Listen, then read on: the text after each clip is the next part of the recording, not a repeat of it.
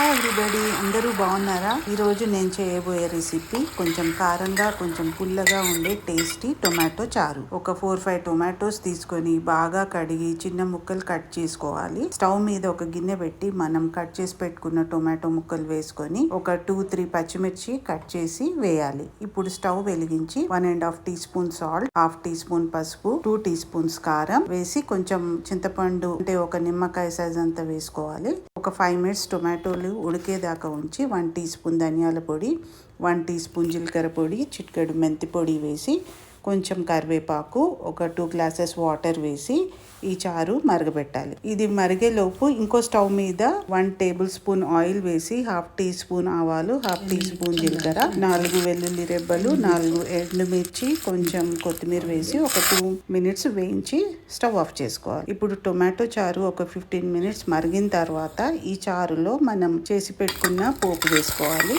ఈ టొమాటో ముక్కలు రసం పిండేసి తీసివేయచ్చు, తర్వాత పోపు చేసుకోవచ్చు. నేనైతే ఇలాగే టొమాటో ముక్కలు ఉంచుతాను చారులో.